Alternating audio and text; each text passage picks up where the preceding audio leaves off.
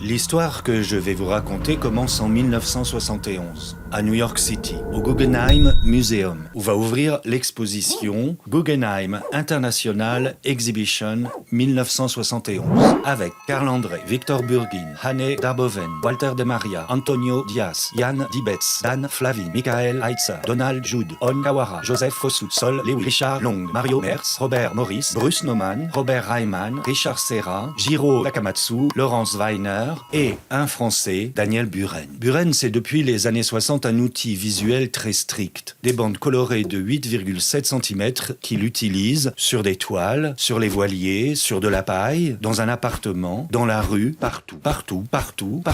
Sa proposition pour l'expo de 1971 tient en deux parties. Première partie, une toile de 20 mètres par 10 mètres, rayée blanche et bleue avec une bande de peinture blanche à chaque extrémité. La toile doit être suspendue au centre du musée. Deuxième partie, une toile d'1,50 m par 10 mètres, rayée blanche et bleue avec une bande de peinture blanche à chaque extrémité, qui doit être, elle, suspendue au centre de la 88e rue entre Madison et la 5e avenue, et donc visible recto verso. Le 10 février, la toile au centre du musée a parfaitement été installée, mais les visiteurs n'en ont jamais vu la couleur.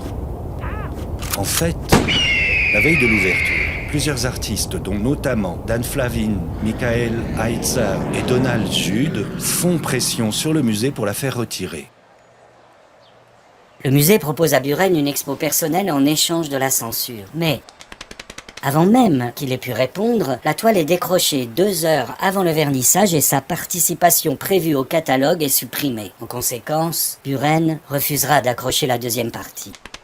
Carl André et Sol Lewis soutiendront clairement Buren en décrochant eux aussi leur travail. Mais Buren aura sa revanche en 2005 avec une expo personnelle au Guggenheim où il expose notamment un miroir monumental au centre du musée. Fin de l'histoire. Bisous.